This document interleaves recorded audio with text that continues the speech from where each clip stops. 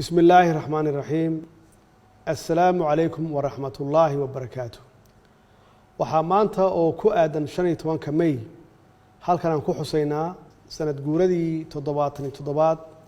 ee ka soo wareegtay aasaaskii golihii dhalinyarada Soomaaliyeed ee Israel waxay mahad u sugan tahay allihii 13 dhalinyaro ee aasaasay ururka Israel ka dhaliyay Soomaali horseedna uga dhigay hogaaminta iyo kamira dhalinta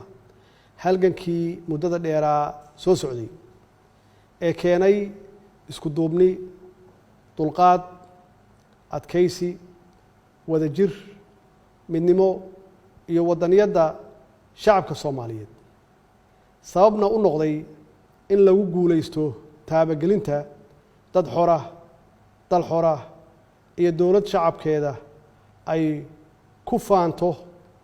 oo karaamo iyo sharaf ku leh ummadaha kale ee caalamka halyeeyadii Israel waxay baal dahab ah kaga jiraan sooyaalka dalkeena Soomaaliyeed jiil walba oo inaga mid ahna waxa waajib ku ah inuu u gudbiyo jiilka ku xiga xusuustooda halgankooda taariikheed iyo diiwaanka maamuuskooda Israel kuma mutaysan maamuuska kaliya in ay dadka Soomaaliyeed ka dulqaadeen heeryada gumaysiga una horseedeen gobonnimo buuxda balse waxay u mutaysteen in caqabadaha waaweyn ee jilaafooyinka ay ka soo gudbiyaan halgankii dheeraa ee gobonnimo doonka Soomaaliyeed kuwaas oo ay ka mid ahaayeen shirqoolka shisheeye sida oo kala qaybinta ummadda Soomaaliyeed ee waalaha ah qabiil kadibna xoog lagu xukumo macnaheedu wuxuu yahay in jahli lagu hayo ummadda Soomaaliyeed ama aqoonta loo diido dhaqaalahana lagala dagaalo si gacanta gumaysiga marnaba aysan uga maarmin ama ay ugu hoos jiraan isla markaasna koox yar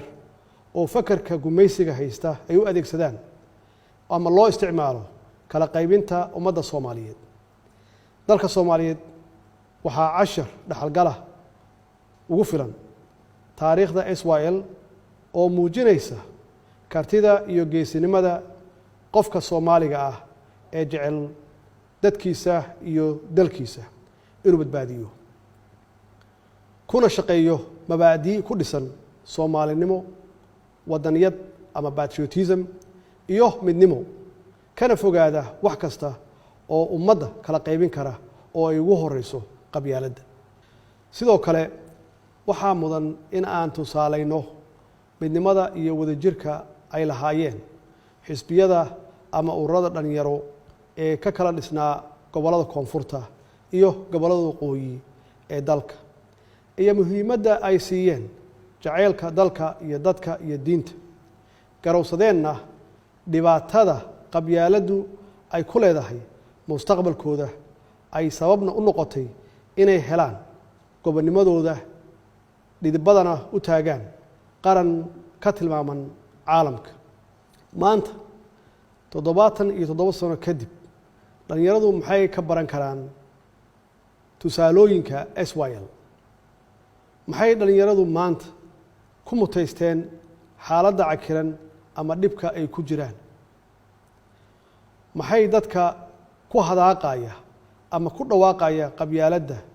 u hayaan mustaqbalka dhalinyarada Soomaaliyeed ee maanta jooga annagoo aragnay cashar fiicanna ka helnay 30 sano ee ugu dambeeyay khasaaraha ay lahaan karto in qabyaalad iyo wadajir la'aan ay jirto dhalinyarada waa rajada kaliya ee dalku leeyahay dalkuna waa hodan dadkiisuna waa sabool waxaa looga bixi karaa saboolnimada dhalinyarada oo israacda oo ka shaqeysa dawladnimo wadaniyad wadajir iyo horumarka dalka dadka waxa looga baahan yahay dulqaad dawladduna waxa ay ku hogaaminaysaa rabitaanka shacabka oo ku dhisan dimuqraadiyad iyo doorasho xalaal ah sida dalalka hore u maray. dowladdu waxaa ka go'an in tallaabadaas ay horey u qaaddo sida aan uga shaqeynay dowlad wanaag, waxqabad, wada shaqayn iyo ammaanada ummadda in aan loo isticmaalin dana gaar ah. maanta waxay ahayd inaan dabaaldegyo waaweyn ku maamusno taariikhdeenna dahabiga ah, balse duruufaha uu sababay cudurka safmarka ah ee COVID-19 ayaa naga hakiyey. dhalinyarada Soomaaliyeed maanta iyagaa hormood u ah dadaalka xooggan ee dalka looga samata bixinayo cudurkan COVID-19 oo saameyn xoog leh ku yeeshay caalamka. waxaan rabaa inaan munaasabaddan aan uga mahadceliyo halyeeyada bahda caafimaadka ee dhalinyaro u badan, kuwaasoo naftooda iyo wakhtigooda u hibeeyey sidii ay ula tacaali lahaayeen bukaanada uu soo ritay cudurkan. sidoo kale dhalinyarada Soomaaliyeed waxa ay maanta hogaaminayaan dagaalka aynu kula jirno argagixisada Al-Shabaab oo caqabad ku ah rajada iyo mustaqbalka dalkeena. hoggaanka shaqaalaha rayidka iyo ciidamada qalabka sida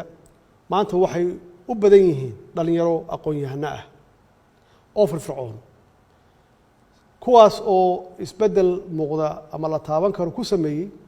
shaqaalaha dowladda iyo ciidanka qalabka sida shaqo iyo niyad ahaanba. waxaa xaqiiq ah in dowladdu ay dhaxashay xanaan dhaqaale oo aada u hooseeya, deymo tiro badan oo culays ku hayay horumarka dalkeenna, xaalad aad iyo aad u adag oo ay ku noolaayeen kumanaan dhalinyaro Soomaaliyeed oo qaarkood ay ku dhibaataysnaayeen xabsiyo shisheeye iyo xarumo qaxooti. waxaa dowladdu xoog saartay soo celinta adeega aasaasiga ah oo maqan, la dagaalanka musuqmaasuq baahsan oo curyaamiyey soo kabashada dalka. dhammaan arrimahaas oo caqabad ku ahaa rajada dhalinyarada iyo qorshayaasha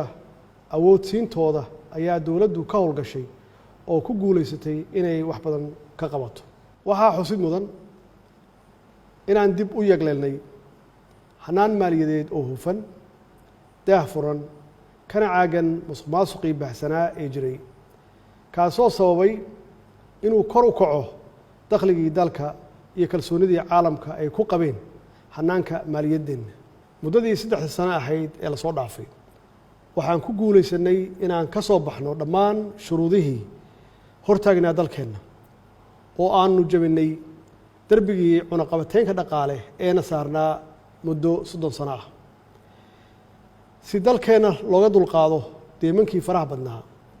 taasoo ififaalo wanaagsan u ah mustaqbalka dhalinyarada dalkeenna, maadaama ay horseedayso kobaca maalgashiga iyo fursadaha shaqo. sidoo kale dowladdu waxay ku guulaysatay inay dalka ku soo celiso boqolaalo dhalinyaro ah oo ku dhibaataysnaa xabsiyada shisheeye, iyagoo maanta si sharaf iyo karaamo leh ugu nool dalkooda. dowladda federaalka Soomaaliya waxaa u degsan qorshe 5 sannadooda oo tilmaamaya meeshii aan shalay ka nimid, heerka maanta aan marayno ama aan joogno, higsigeenna biri iyo himilada aan doonayno inaan gaarsiino shacabka iyo dowladnimada Soomaaliya. waxaa hubaala dhalinyarada Soomaaliyeed meel kasta oo ay joogaan inay farxad gelinayso guulaha taariikhiga ah ee aan ka gaarnay qorshayaashii dib u habeynta hay-adaha amniga, joogteynta xaqsiinta shaqaalaha dowladda, kobcinta dhaqaalaha, awoodsiinta dhanka siyaasadeed ee dhalinyarada, dib u habeynta hay-adaha garsoorka iyo cadaaladda,